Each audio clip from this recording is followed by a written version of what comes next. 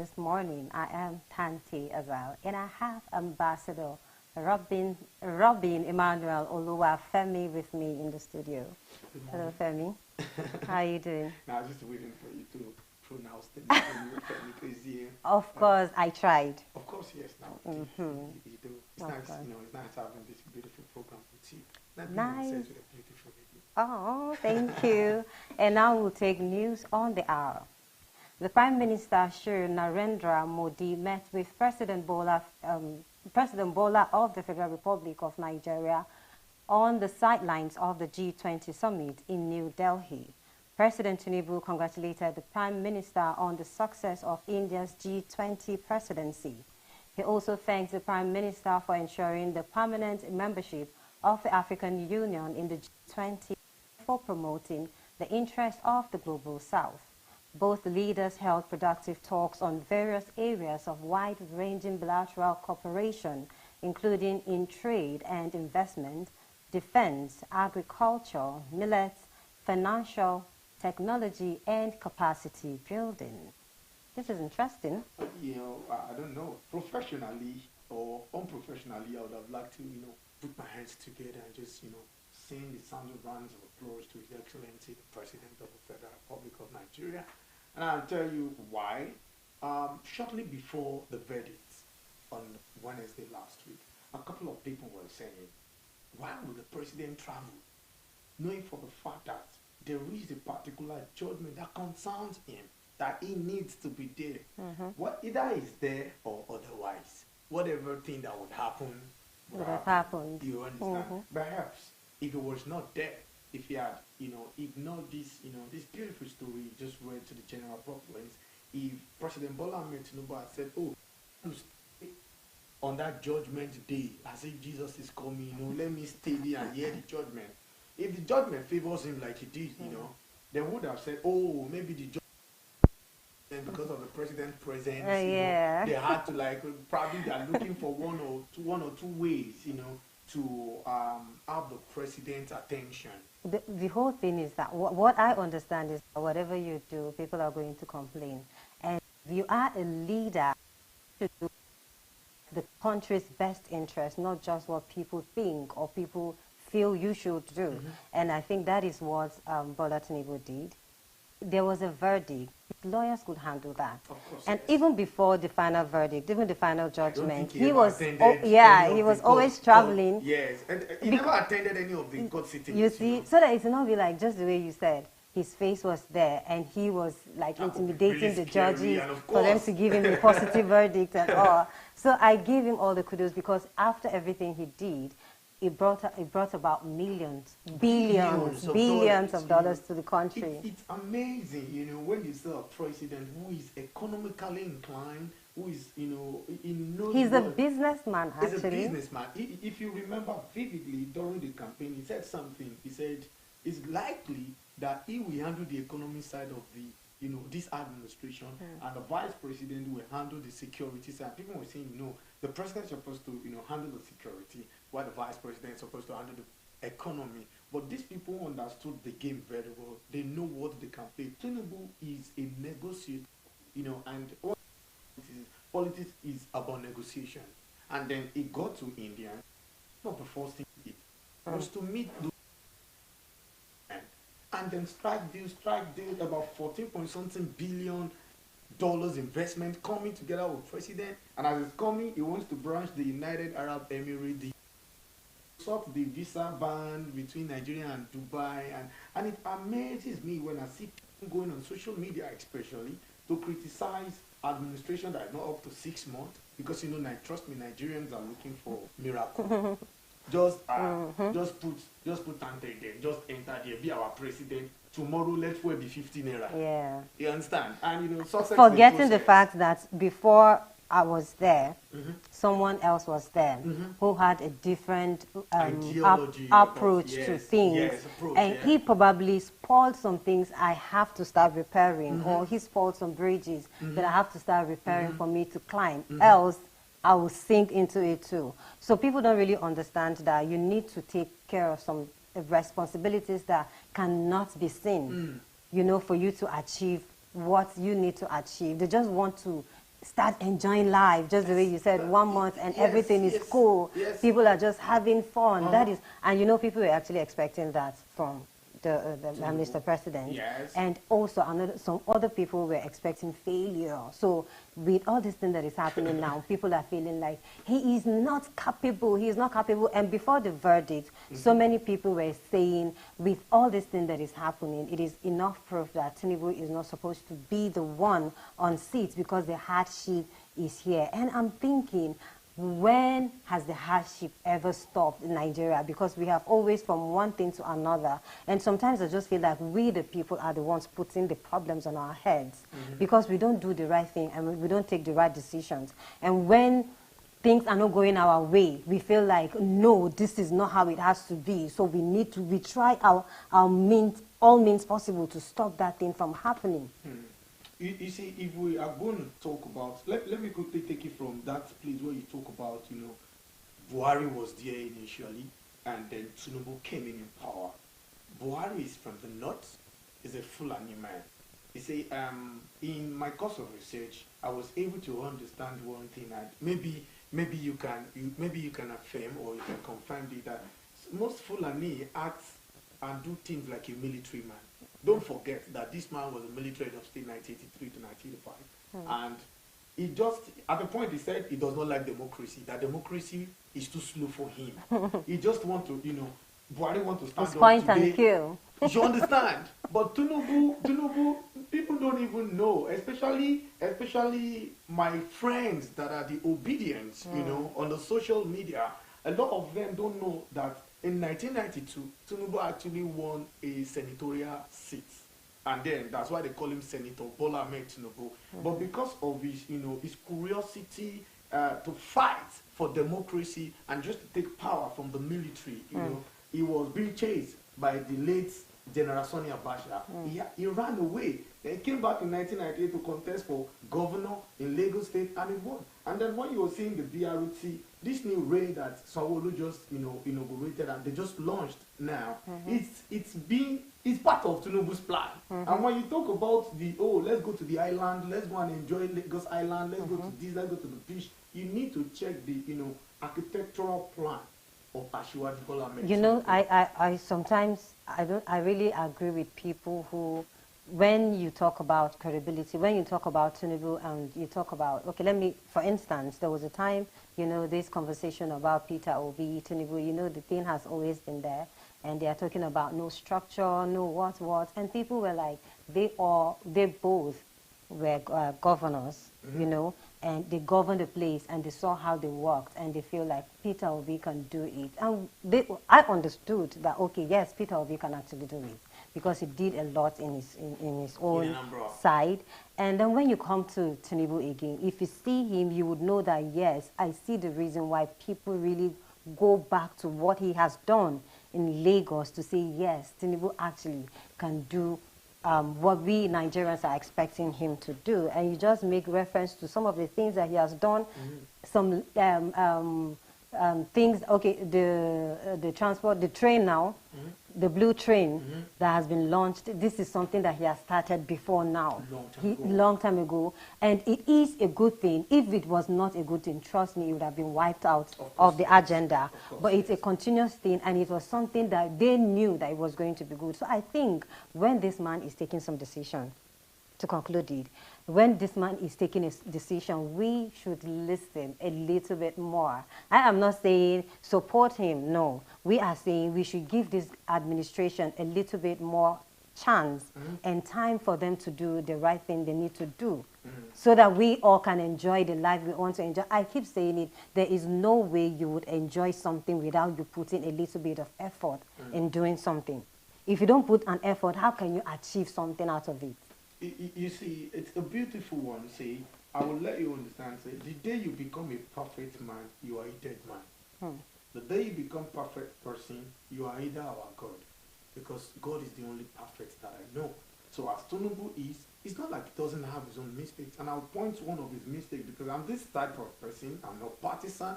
I don't send you. I say it as it is. If I'm to be on the side, you know, to give credit, I'll do it. If it's to constructively criticize your policy, we will. Remember, recently, the president, tried during the palliative change when he said, oh, 8,000 naira for each household for 12 million households. I was totally against it. I was like, no, what is 8,000? Like 8,000, just come to Allen here, boom, 8,000 is gone. Just and you're saying household, and one household might have, maybe almost 10 people there. How much is a drink of rice? So we're like, no, Mr. President, that was a wrong decision. But however, I would agree with you that sometimes we need to trust government policy because success is a process. You don't just wake up in the morning and say, bam, Alive TV is here. No, Alive TV took, each step at a time for us to get this place, for us to stream, for us to be on the screen. And that is how politics work. But in a situation where we are already frustrated in Nigeria, trust me, our patients go exhausted in the tenure of former President Buhari. The patient, sometimes when I'm saying this thing, I want to switch to pidgin. Like, well, we needed change. No, you can switch to pidgin now. Sure, we want change. We needed, it was a time of change. People were singing change. We needed change. We want change. We want change. Change here and there. Then all of a sudden, people were like, "This is not the change we asked for." This is see, no matter what it is, trust me. Even the President Buhari's tenure, people loved it. There were people who really appreciated him for who he was. Because I was going to say there were people. See. No matter how bad a government is, there are some people that are not partisan, they are not in any political party, and that administration will favor them from beginning to the end. There are some people who are even in the same political party of that administration, and it might be the worst time of their generation. So what is working for you might probably not work for me. And once it is politics, trust me, there are some people that your failure is their achievement. Once you fail, they have achieved their aim. I want to say me and you, we are competing for something, and you eventually win. That is how bad politics has been in the world, not just in Nigeria. So if truly Atiku Abubakar, Peter Obi, Rabi Konkoso, and so on and so forth, other contestants really mean well for this country, I think they should be able to work with the president to say, oh, these are my manifesto. If Tinubu is going to spend 8 years, that means election that will bring another face in will be in 2031 or thereabouts. How old will Peter Obi be by then? That's 70-something years. He could, or 70 years, or close to 70 years. I think he's 60 or 62 now. He could actually, submit a proposal and then if the president now rejects his idea, he can come out to say, oh, we gave the president something, but don't forget, even the president himself actually gave beautiful ideas to the former president. The former president, at the point they had issues, then we started hearing Kaba. And Tinubu was not there. In Abeokuta last year, Tinubu, when he was campaigning, when he said the Emilo continue, he said it boldly that I have never collected anything from your government. I did not lobby for any appointment. The fact that he did not hide to say it, he said it on a screen. And the then Femi, spokesperson of the president, they could not say anything. The president could not talk. Okay, I knew. Okay, so they sidelined Tinubu in this administration. And when Tinubu came in, he did something, two things that I felt, okay, I think this man will work. Nigerians, why don't we just give him a chance and support him? The first thing he did, or one of the first things he did, was to build the education loan. Another thing is the states generating electricity by themselves. Do you know that education loan? The current chief of the president, Femi Gbajabiamila, pushed that same deal in 2018. It's a Tinubu's idea. It was rejected. And when the man became president, he launched it straight. The electricity bill, he pushed it during the time of Baba Obasanjo. Baba Obasanjo rejected it because, Obasanjo and Tinubu were never friends. And one thing, why I feel like there should be more change in this administration is because Tinubu does not have a godfather. It looks like he's the godfather of himself. And now this is it. He has been trying to work with the youth, working with technology. The oracles is approving, is accommodating. That is truly what I want to give to him, working with the youth. With the youth. Because he has really said, I can really say that from beginning, people were like, okay, he's just saying it because he's trying to get the seat. And after that, nothing comes out of it. Because many politicians have always been giving us these kind of promises. And when they come into power, they forget every other thing they have told us before. But seeing what Tinubu is doing, I think he is a man of his words, because he had said some things and I've seen them happen. Talking about the roles he has given young people, you know, in the politics, especially, and women too, giving them the opportunity to express themselves. It is something we have been crying for. Women have been talking about it for a long time. They want to be heard. They want to have, you know, this seat. Not just, okay, I just want to give you this one because you just need it as a woman. No. This is something that they know that you can deliver, and that is why they are giving you that thing. And you know, they always say it, when a woman is involved in something, it comes out differently. No, but it is like that. So even, let me tell you, even the president, for him to succeed, check out his wife. I don't know why I'm laughing, because it's just... It's because I know, you know I am saying the facts. That is the fact. I'll agree with you, because I already promised myself that this year I'm not going to have any single argument with any woman. Any woman. You will fail woefully. Whatever thing you say is true. You will fail woefully, that's why. Whatever thing you say is true. Because we are always saying the truth. And you listen to a woman. Anytime you hear a woman talk, listen. No, you definitely need to listen to a woman. Trust me. When a woman tells you something, listen to her, because she's making sense out of it. I'm telling you. So women need to be given the chance. And thank God that, you know, he is here. Say it again. Emilokon. Emilokon is here, and truly it's his turn for him to change things around. How he's really... Emilokon. Really? Don't worry, I'm working on it. That's a beautiful one anyway. You know, before we go on a short break and come back to the newspaper review, I just want to quickly say something. I want to say kudos to Mr. President. You know, we are seeing the work, but, you know, as an African man, seeing is believing. We want to see more. Nigerians want to see more. The only way you can prove yourself is to work and deliver the dividend of democracy. But Nigerians need to be aware that we have given a risk taker, a risk player, this position. And I'll tell you why. During the election, he played the most risky role of all candidates by using the Muslim ticket. The implication can actually knock his ambition. But he believed that politics is a game of interest, is a game of number, is a game of negotiation, and he knows how to play. So he has been investing in all the people who participated in contributing to the success of his win. You know, so why I said he's a risk taker is, number one, he knows the implication of removal of fuel subsidy. Even while he was campaigning, he was saying it live. I will remove fuel subsidy, and I'm going to win that election. It's like, this man, he keep it. Some people say they don't want to vote for it. But the truth is, everybody, even Peter Obi said, fuel subsidy will not last a day when it gets to office. And you know, I was surprised in one particular interview that the removal of fuel subsidy was not written in the inaugural speech that day. He added it by himself. Before I leave, fuel subsidy is gone forever. Of course. And like, no matter how you protect, fuel subsidy is gone. We just have to take that, because the truth is, the elderly people said a pot that will eat enough pepper would have a very hot, you know, back. So like this now, we are facing our challenges. Nigerians should understand that challenges are product of testimony. But Tinubu is a risk player. He will still take more. So be prepared. They're just, you know, scared for their future. But we understand that at the end, we are all going to be good. We will take a short break, and when we come back, we will start with the paper review.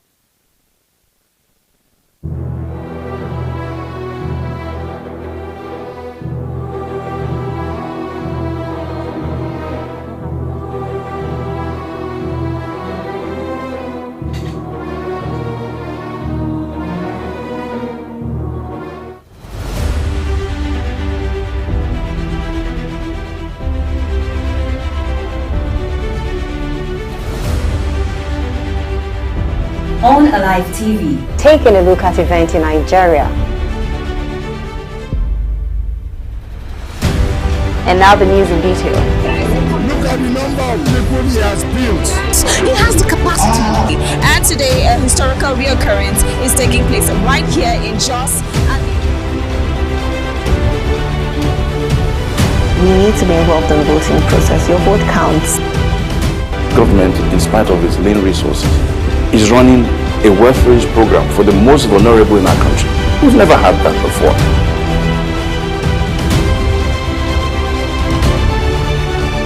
Welcome back. Nigeria should be competing with countries like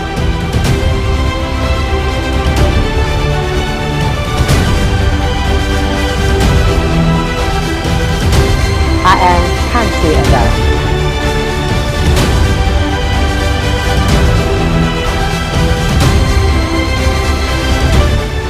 Alive News, keeping it fresh.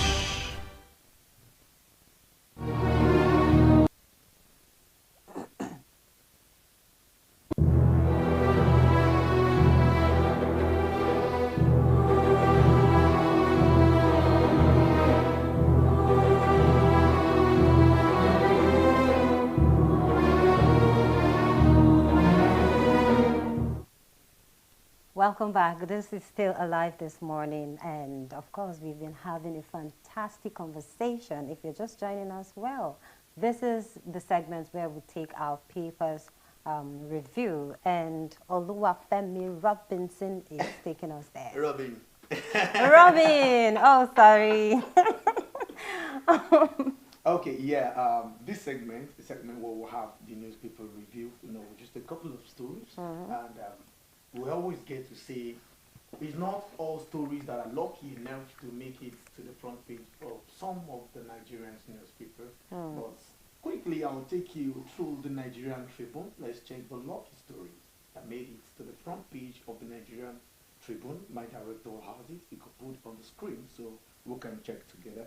The banner headline this morning: "Don't bend the law, Catholic bishops tell Supreme Court." Says politicians using palliative distribution to enrich themselves. I think is one thing that is normal, not just in Nigeria, generally, because I've actually got to understand that corruption is not the headquarter. Nigeria is not the headquarter of corruption. You have other places where there are corruption. So men of God are coming out now to talk, and I'm still trying to see the kind of measure that Nigeria is not the headquarters of corruption, but trust me, is supposed to we be are heading headquarter somewhere. in corruption. I don't want to No, say I saw anything. I saw a list where they said they were listing countries that are corrupt. Then Nigeria, I saw Nigeria number 3, and I was like, which kind of Ojoro be this? It's Ojoro now. Who is one? Number 1. Who is now 1? He was our position. Oh my God. All right, so other lucky stories that made it to the front page of the Nigerian Tribune. Agent King as Maritime Police detained 1,800 containers at Lagos port. Sees the tension threatened port operation. 36 states get 1.51 trillion, that's 1.51 trillion FAT allocation in 6 months, says Nahate report. Northeast governors raise concern over influx of bandits, warn traditional rulers against adding Burton criminals.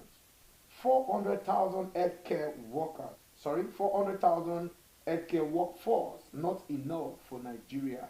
Pate, that is coming from the Minister of Health. And the truth is, our Nigerian medical practitioner, especially the young one, the Japa syndrome, they just like, but do you know that there is a subsidy in school fees for medical practitioner or medical student per se? So if you have to pay 200 and something thousand, the federal government is paying, large percentage of it. And you should see doctors in Obafemi Awolowo University, where I finished from. You see them paying 40,000 in school fees. Their initial school fees should be, I think, 200 plus thousand. So most of them don't know government are paying. So sometimes last year, one of the lawmakers raised alarm and said, you have to, after you graduate, you are going to practice for 5 years in this country before you jump back. And people started shouting. That was how I got to know that so government have been subsidizing school fees for these people. So it's like they came around, they steal from the government and they run away. So now government is saying no. But wait, is it not because sometimes, you know, sometimes we are not, a king is not respected in his home. Why? You try and give your best, but sometimes it feels like it's not enough. You're not getting what you're supposed to be getting. The doctors can't actually even say that, because I'm sure they are, you know, the doctors enjoy more than what other people in Nigeria actually are enjoying when it comes to the government or the federal government, you know, But they have been subsidizing going out to on them. protest and But the no. thing, yes, recently there was a protest in Lagos State University where the medical Practitioners. medical doctors were saying, no, medical students Okay. were saying their fee now from 90,000 naira is 190 or 160. Or 200 and something. No, But I know 100, the 100, percentage is large. I think it's 190, and then when it comes to laboratory or something, it's 140 or something. And then they're saying it is not fair that they will have to pay all these things. You know, sometimes I feel like the federal government, there are some things that are being implemented, just like, okay, we are going to in this thing, they stop doing them. And if you are not in the party here and think, okay, this thing is actually smooth, when you're in it, to understand all the lapses that are there. So I don't think if they are really enjoying that thing as it is, I don't have any excuse to say to leave the country. They are not enjoying what the government is giving to them. Well, because people always believe that traveling abroad to look or seek for the greener pasture is something that everybody must get to. Some people are studying medicine for a particular reason, maybe to touch life, to change life, to help, to make impacts. Some want to go do it, or want their children to go do it so that they can make money to take care of the parents in latter, you know. So everybody with their different reasons. Quickly, let me take the rest of the story. Destruction of 5-story building, Ogun State government, Daniel's firm, trade words. It's all illegal structure, physical planning law notice said in May 2022, government, its executive recklessness, Damken Plaza paid Ogun government 500,000 naira mandatory fee on August 2nd. Daniel's lawyer says, had Ogun government ignore court paper served it last week. They served last week. There's a trending story about a building that was, you know, demolished in Ogun State. It's between Ogun State government and the former state government. Tubagbenga Daniel, 24 dead, many missing in Niger boat accident. Death roll in Morocco, earthquake reaches over 2,000 people. Wow, that's a sad story, by the way. And finally, nominations open for 2023 Obafemi Awolowo Leadership Prize. Okay? What do we have in the Punch? And on the Punch, I have NDLEA seizes 399 explosives, illicit drugs, grandma others arrested. Now, I want to talk about this, please. I don't know why people who are supposed to be the ones leading the way or showing the younger ones what to do in a positive way are the ones in this kind of, you know, drug dealings. I feel it's not fair. And trust me, these people are the ones showing the younger ones the bad ways and bad things to do. Have you been to a place where you see a young child who you will not have any thoughts, negative thoughts about, but is the person that will dupe you or do you harm, and you will not even think about it? It's because of this kind of people they have in the house, training them. They let them in and out on how to scam people. They let them in and out on bad things, exposing them to all the explosives, you know, giving them all the energy and all the arms they need for them to go out there and just do what they do. They do harm to people. And trust me, it is because of the kind of training they have gained with time that has made them not to even have at all the feeling they need to have. And you see young people doing, you see a 17-year-old, before you know it, he has killed his mother, he has killed Have you heard about this 17-year-old child that locked his mom, his parents, locked his parents and stole everything in the house to just, you understand? If you see that, you will know there is something. It is either the environment, Of course. the school, the environment. It has to be with the environment. We have to be very careful. Our lives, these children's lives are in our hands. God has given them to us so that we can take care of them. At the end, if you do all these things and they die, what would you say you have achieved as a mother or a grandmom, for God's sake, involving yourself in this kind of situation? So I think it's really, really bad as it is right now. So I think parents have a role to play, when it comes to that too, because I can tell you for a fact that where I was born and where I grew up, I could have chosen to be a different person, but I don't know. So sometimes you can actually live in a very toxic environment that can actually bend and change your mentality, your sense of reasoning, your thinking faculty. But you see, we always have different goals. We always have something that is chasing us and that we are chasing. A couple of stories. Let's take from the Guardian newspaper. Can Catholic be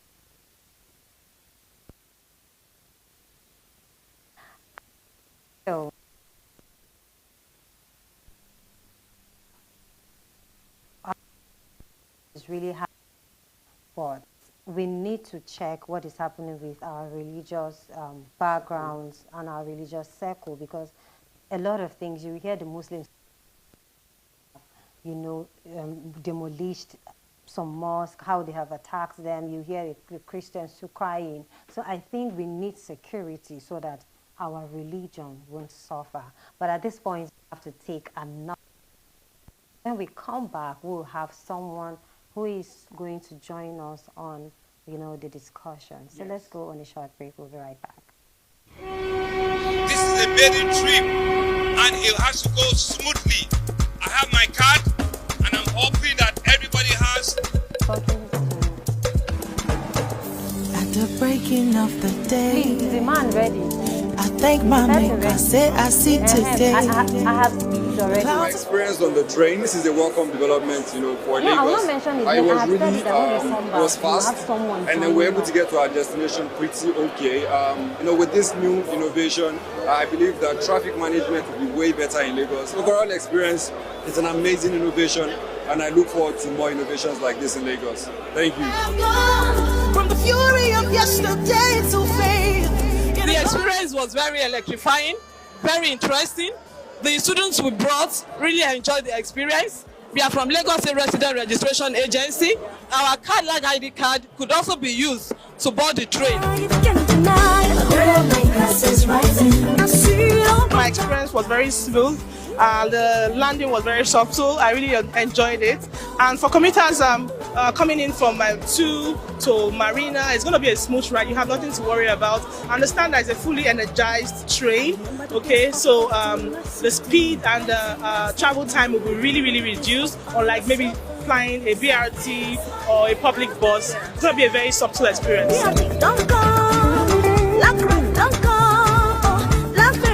Excited. It was her first trip on the train today, and we came from Egomu to Marina, and it was very smooth. Was it seamless? It was seamless. Did you enjoy the Wi-Fi as well? Yeah. Oh, there is Wi-Fi. There's free Wi-Fi. There's free Wi-Fi.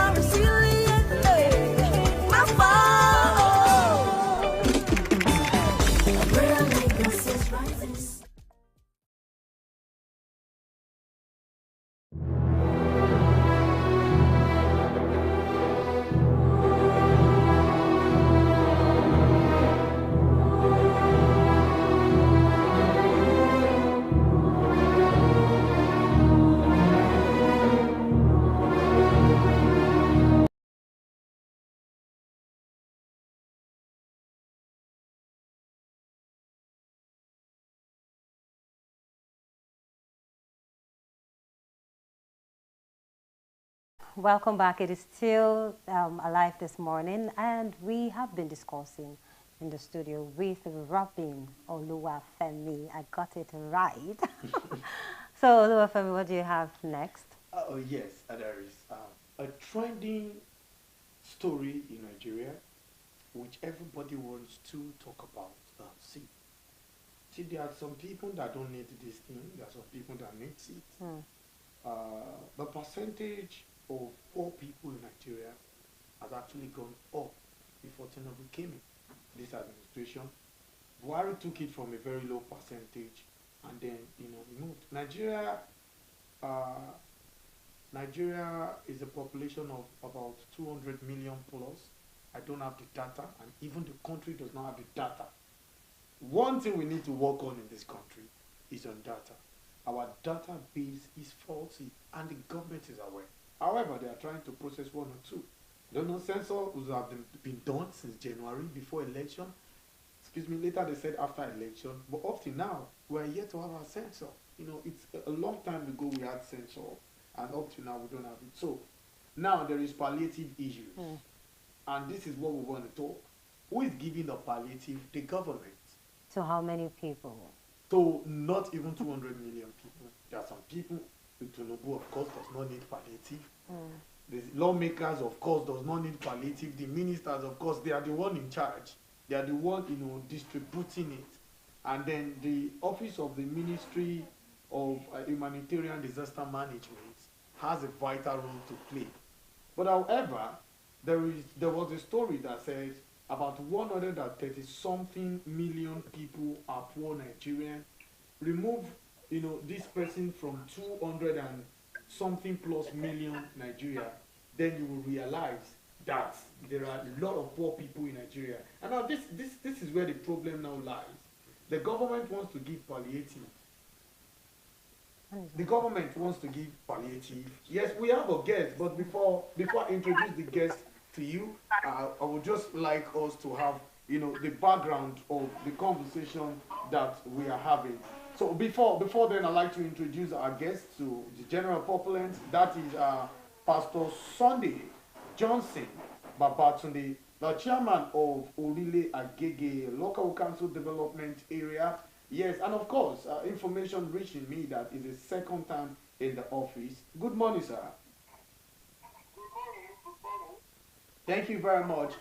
I'm very fine, thank you. Welcome to Alive this morning. Hello, can you hear me, sir? I can hear you. All right. Yes.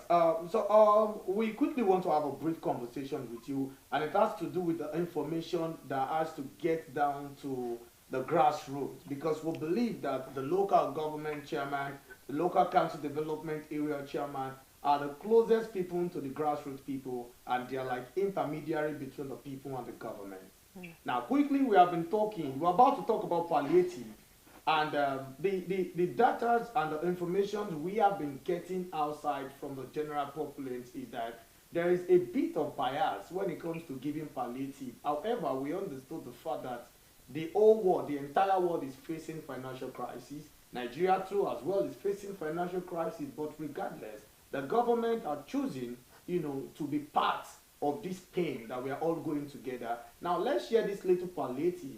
And just give illustration so that you can balance it for the general populace. From the federal government is the APC. In the state government, Lagos State, APC. And of course, in your local council development area is APC. And people have the mentality that once palliative is coming from the federal, gets to the state, reach to the local council development area, the chairman, number one, siphon some of the funds and the palliative itself.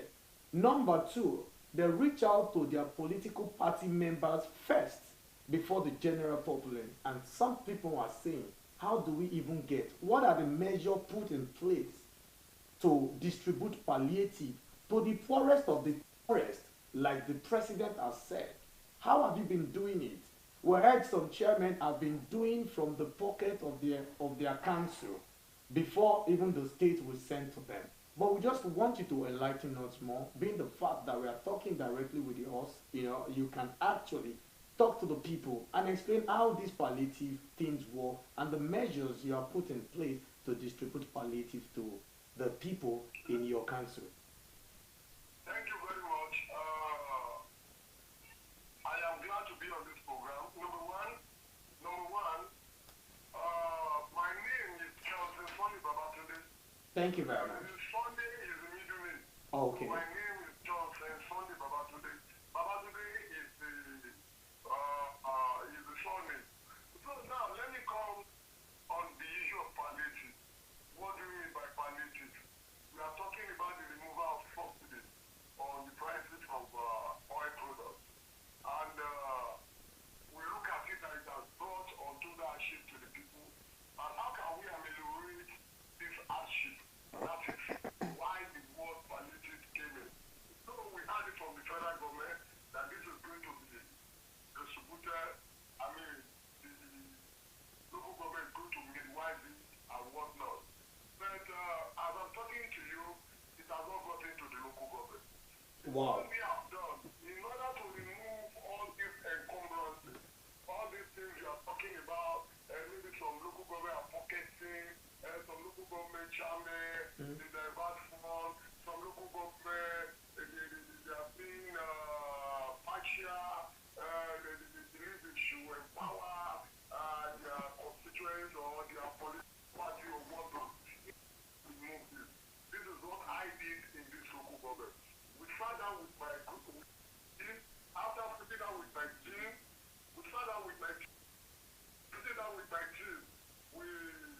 we look at it that, okay, what can we do? So we decided that the best we can do is to distribute subsidized food items so that this will go to every nook and cranny of the local council development area. How do we do it? We subsidize, for example, we had yam, we had rice, we had beans, we had garlic. So the yam that was being sold for 3,000 naira, we sold it for 1,000 naira. The rice that was being sold, that is being sold in the market, 700 naira per derica, we sold it for 350 naira. The beans that is being sold for 500 per derica, we sold it for 250. And the garlic that is being sold for 1,415, we sold it for 700. All together, it was 4,400. And when you look at the cost, the total cost of that is about 9,000. And we now say, okay, let the public, let them buy it. How do we do it? We make use of the CDA in my local government. We are having about 53 CDAs. And these 53 CDAs are well distributed in the political world. We have 6 political worlds. So we allotted slots, units to all these CDAs. For example, we have a lot of CDA, we have a lot of CDA, we have them like that. So we distributed all these food items there. It was the one who even assisted in getting it to the public, to the vulnerable. So people join hands together. You cannot afford 4,400. It is 2,200 you can afford. They join hands together, they contribute, and they buy. It was not even limited to my local government because you cannot identify really. Who is from your local government or not?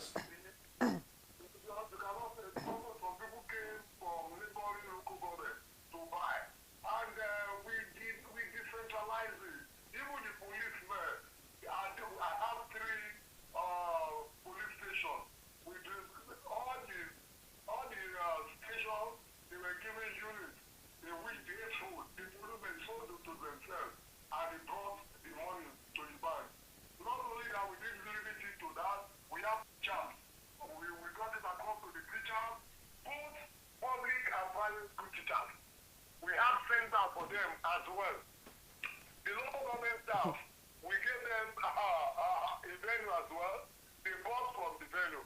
Even general hospital staff, we took it to them there for them to buy. So this was well planned and well to the glory of God. That we should do more for. So you can't go 100% in governance. Honorable Chairman, sir. Some people who will feel you are not doing it right, and if they are there, they cannot do better than what you have done. So that is exactly what we have done in this local government. All right, Honorable Chairman. Let me tell you, let me come up. Okay. Politics or no politics, at this critical period, what the government should be doing to guess what, in encouraging the farmers. Let us purchase these things from the farmers.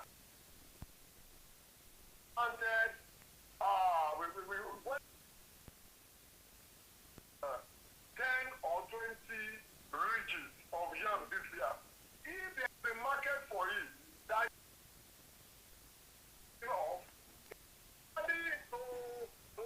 to sow more than that in the next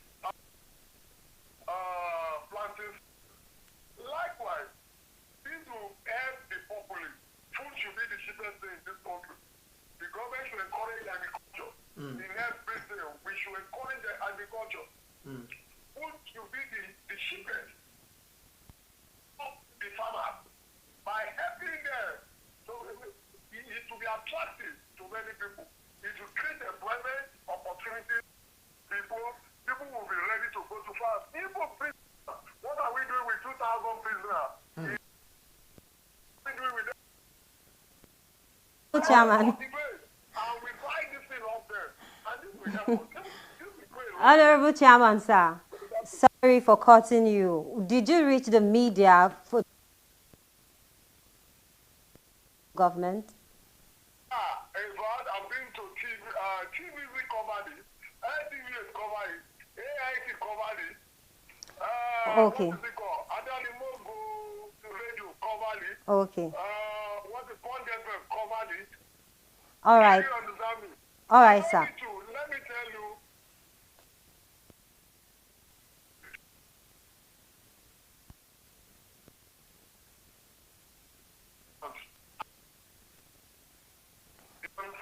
All right. Honorable Chairman. What you have done so far. Honorable about needs, but the quantity of whatever is being them is their concern too. Some of them feel like the quantity we brought is almost 10,000. 10,000 units.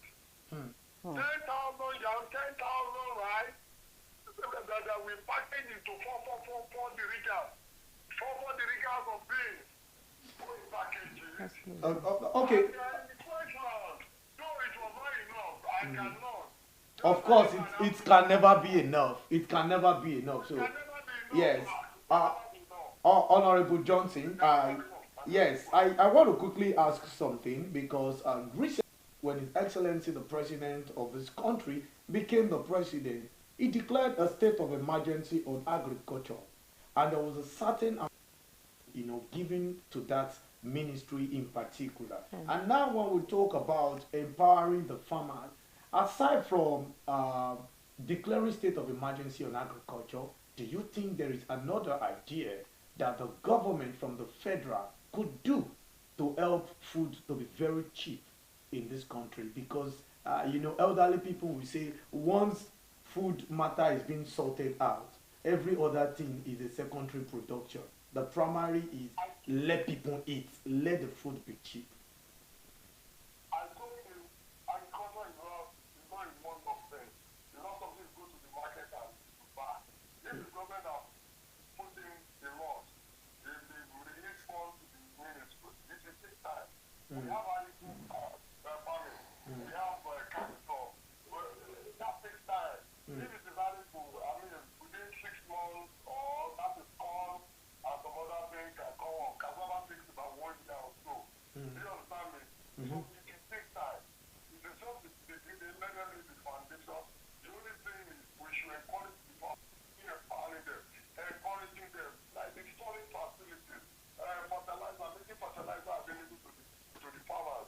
Then don't their harvest, don't let it decay, don't let it get spoiled. The government can be buying it off there and one way or the other giving it to the people. So that's the thing.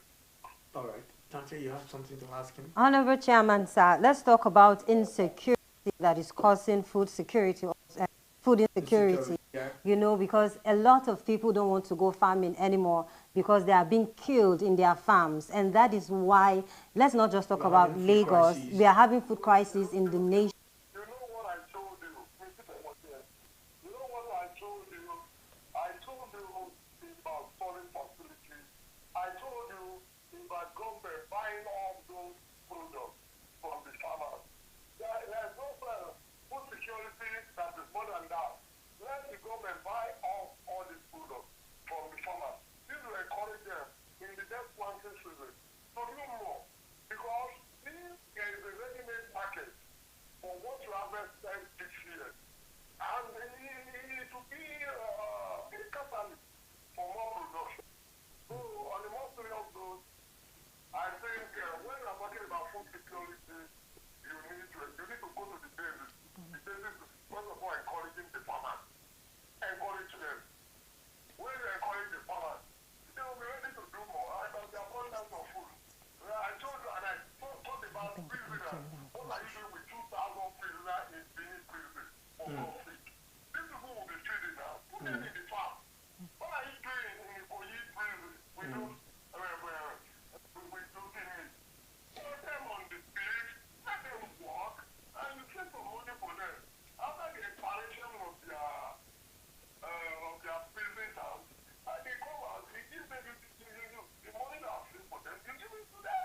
All right, thank you very much, Honorable Johnson Babatunde. I must say, it was nice having this beautiful conversation with you on a live television this morning.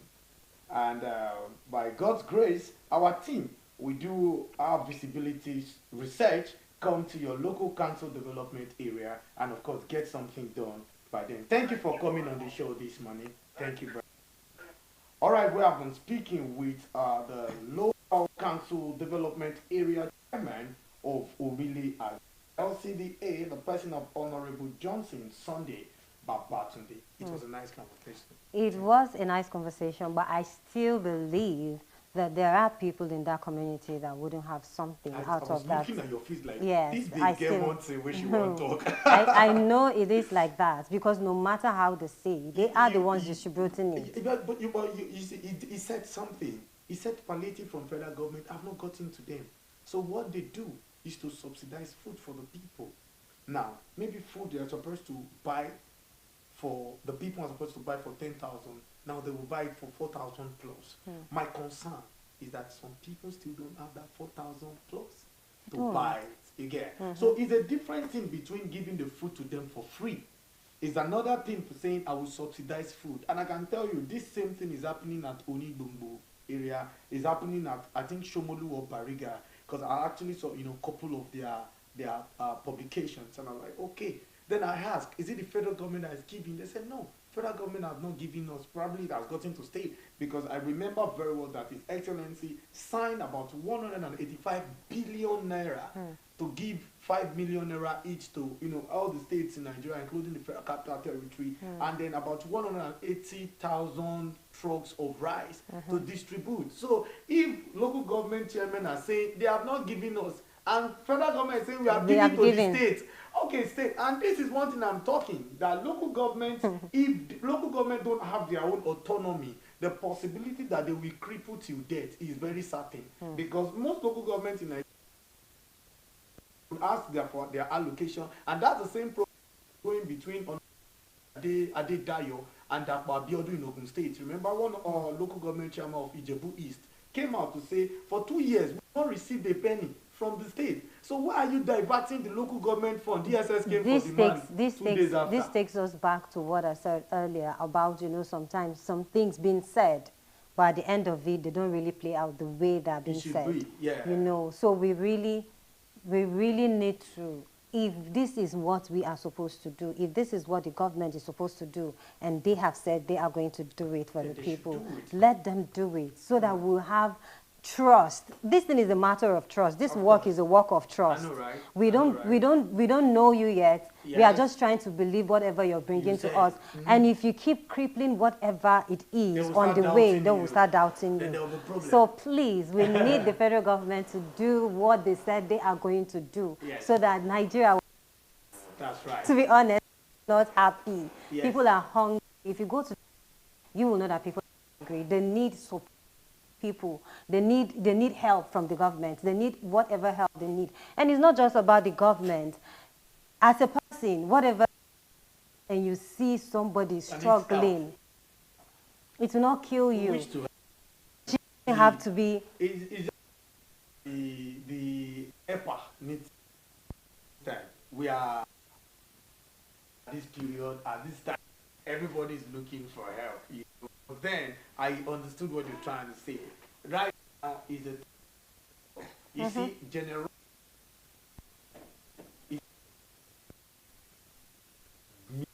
can be generous. I have a friend collected 100,000 from his uncle and said, my nickname is Real. That's Robin Emmanuel Oluwafemi, R-E-O, Real. And say, Real, I know things have not been, fine. Take 20,000. It was like 20 million in my hand. I was like, are you It's because you needed it. That's no, I'm just saying that's generosity. Now, because another person can say 100,000, I will give him 20,000, remain 1,000. We finish now. 2,000. By 2,000. Nobody is asking you, you don't believe food, you don't shop, I don't shop. But you don't shop. See, people don't even want to ask you that so that you will not tell them I never shop. Because they know already it's billing. Now it's on them. Once I see your WhatsApp message and I see, Real Alpha, please, I need your assistance. Quick, I need your phone. Sometimes you don't answer to how far. Because I did fine can result to I beg, I need your help.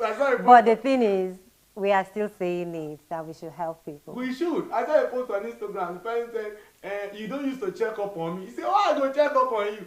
Every time I check up on you, I must collect billing. Anyways, it was nice having that palliative conversation. We're really going to have a fortunately for us, an honorable came on the show and he spoke extensively on palliative matter. He even had to, redefine palliative. And of course, to all the people watching us, whatever it is about palliative in your environment or in your community, you can actually send us a message on our YouTube page, or you can go to our Facebook at Alive TV. On all our social media platforms, we are at Alive TV. Leave us a comment, leave us a message there, and we will treat it as soon as we see your comments, because this is really, it is affecting us. If it affects you, it affects us. And if it affects us, it should affect the government, because we are Nigerians. We are the citizens of Nigeria. And whatever Nigeria has for us is actually for us. So the government should please do well for its citizens. And this is all we have for you on Alive this morning. Thanks for watching, and we'll see you next time. Bye-bye.